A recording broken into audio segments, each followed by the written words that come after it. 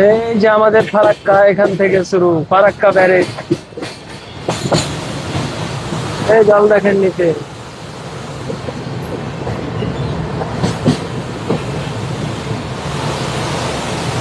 এই যে সামনে এটা নতুন ব্রিজ, ওইদিকে কাজ চলছে।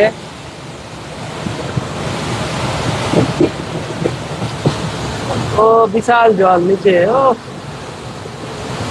কি মারাত্মক দৃশ্য।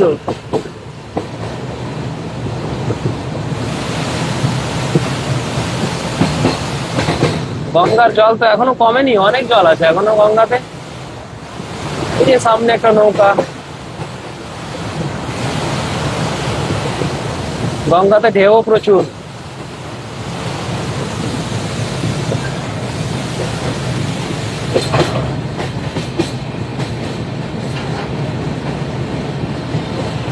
সবগুলো গেট খোলা নাই কিন্তু, এগুলো বন্ধ আছে গেট, এগুলো গেট বন্ধ আছে।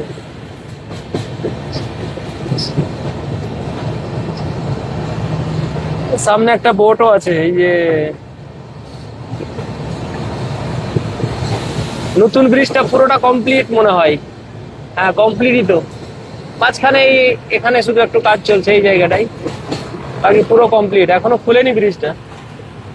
ওই ব্রিজটা খুলে গেলে এখানে আর জাম লাগবে না।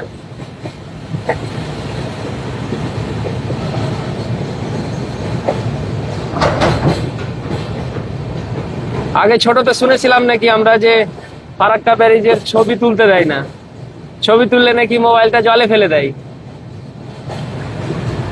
সব মিথ্যে কথা। এখন বিন্দাস ছবি করে সবাই এখানে এসে। ওইগুলোতে সবাই আসে ওখানে পিকনিক করতে, সব বালিতে এই জায়গাগুলোতে পিকনিক করতে আসে মানুষ। এখন তো সব টুরিস্ট প্লেস হয়ে গেছে এই জায়গাগুলো। এখন সব ব্লগারেরা আসে এখানে সব ফটোশুট করতে। অনেক ভিডিও দেখেছি এখানকার। এই যে এই এখানে শুকনো আছে আবার মাটি। এদিকের সব ইয়েগুলো বন্ধ আছে, দরজাগুলো এদিকের দরজাগুলো বন্ধ। ও কুয়াশার কারণে দূর দেখতে পাওয়া যাচ্ছে না, দূরের দৃশ্যগুলো কুয়াশার কারণে। দিল্লিতে পলিউশন ছিল আর এখানে কুয়াশা না, এগুলো পলিউশন এখানে মালদায়। আমি তো এখন প্রথম ঢুকছি মালদা, আমার জানা নাই এগুলো পলিউশন না কুয়াশা।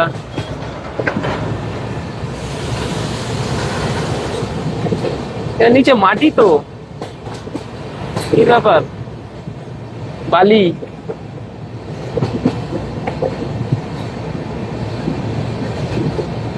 ওহ কি সুন্দর লাগছে দেখতে, একেবারে হয়ে আছে, বালি বালি হয়ে আছে এই জায়গাগুলো। ওই জন্যই তো সবাই আসছে এখানে। এই তো শেষ, এখান থেকে শেষ। আর এদিকে তো নদী, নদীর জল এদিকে উঁচু আছে, নদীর জল। শেষ হয়ে গেল ফারাক্কা ব্যারেজ। ফারাক্কা ব্যারেজের পর এখানে হচ্ছে বিএসএফ এর ক্যাম্প, এখানে মাঠ খালি, এখানে বিএসএফ ক্যাম্প হবে।